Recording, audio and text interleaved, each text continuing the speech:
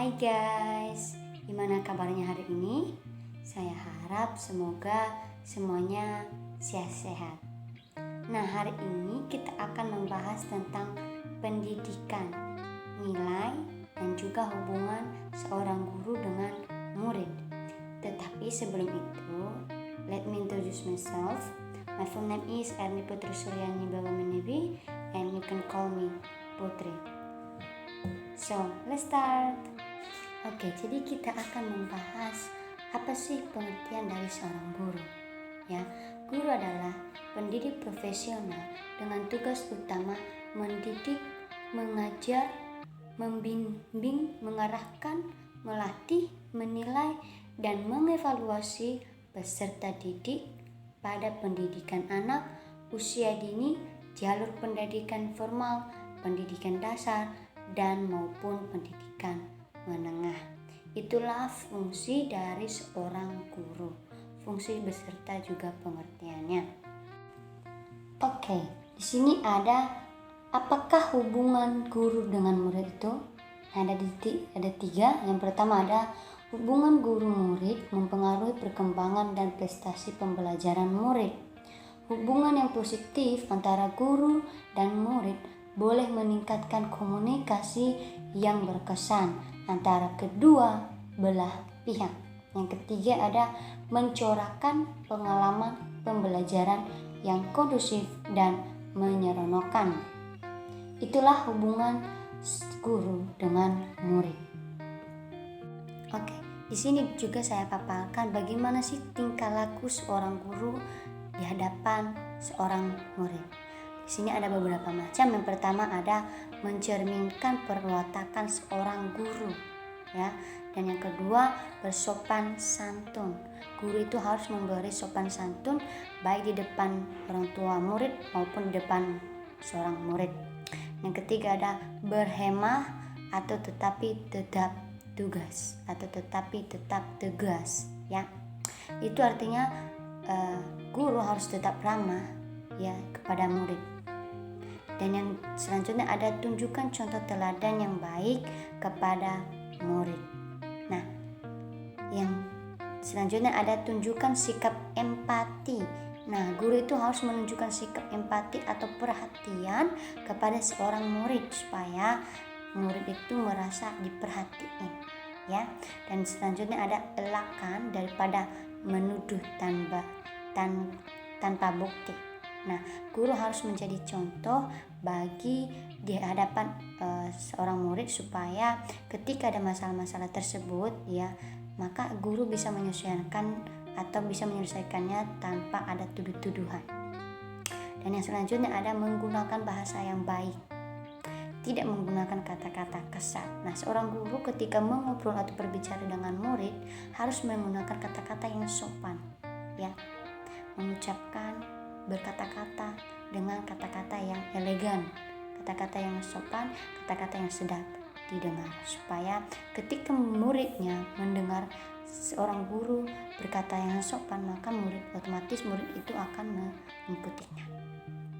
Itulah tingkah laku seorang guru di hadapan murid, baik itu orang tua murid maupun murid. Oke, di sini ada apakah hubungan guru dengan murid itu?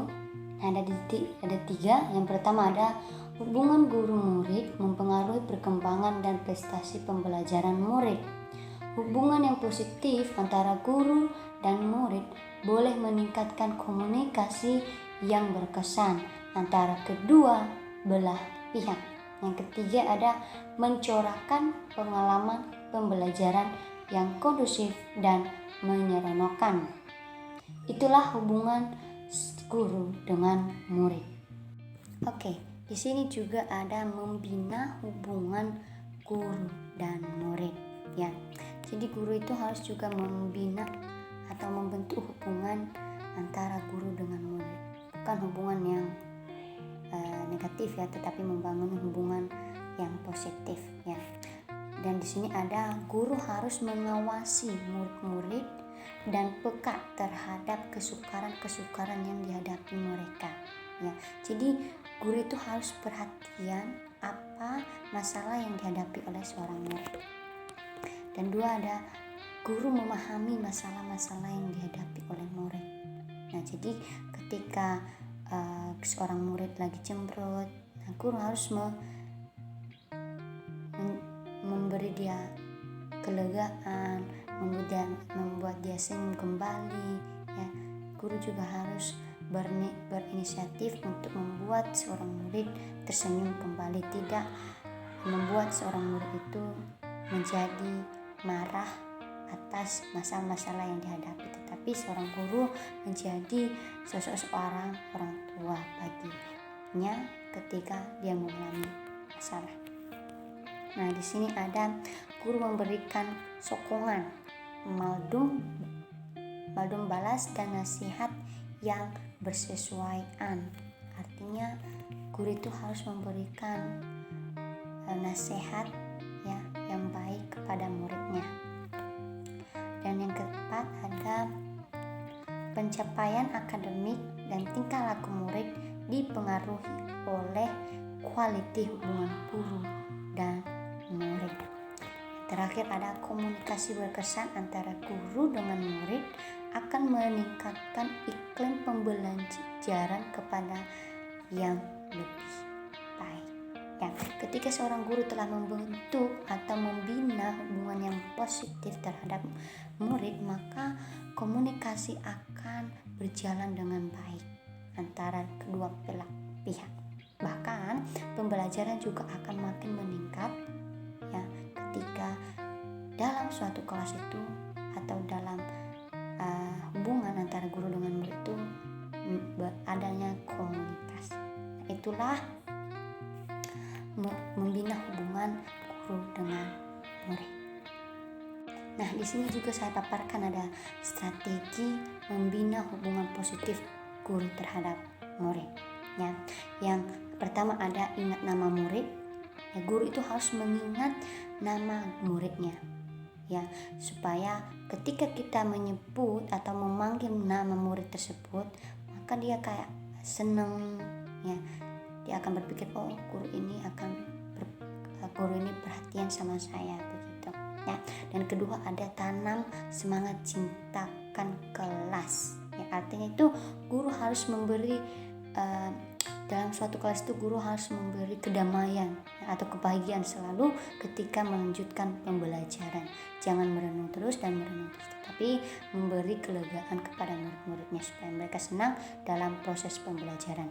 Yang ketiga, ada hakikat tanggung jawab bersama. Yang keempat, ada tetapkan jangkaan yang realistik. Dan kelima, ada tunjukkan keprihatinan, masukan, dan terakhir ada masukan unsur kecintaan. Ya, seperti yang saya katakan sebelumnya bahwa guru harus berperan aktif dalam melihat kondisi seorang murid. Ya, jadi guru itu harus melihat kondisi-kondisi apa saja yang dialami oleh seorang murid supaya perhatian seorang guru itu tercantum kepada muridnya. Nah, itu tadi strategi membina hubungan guru dengan murid. Nah, di sini ada saya paparkan ya tentang pendidikan, yaitu trilogi pendidikan ya. Berkata Ingarsa Sungtalada, artinya pendidik berada di depan memberi teladan kepada anak didiknya. Ing Madya Mangukarsa, artinya pendidik berada di tengah mampu membangkitkan semangat anak didiknya. Yang terakhir ada Tutwuri Handayani, artinya pendidik berada di belakang mengikuti dan mengarahkan anak didiknya agar berani berjalan di depan dan sanggup bertanggung jawab. Itu yang saya temukan trilogi pendidikan. Jadi guru itu harus menjadi dan benar-benar menjadi seorang pendidik yang profesional, pendidik yang mengerti kondisi muridnya, pendidik yang mengarahkan muridnya atau didiknya di jalan yang benar. Oke, terima kasih. Itu saja pembelajaran hari ini tentang pendidikan, nilai, dan juga hubungan seorang murid dengan guru. Oke, see you in the next video. Bye. Thank you.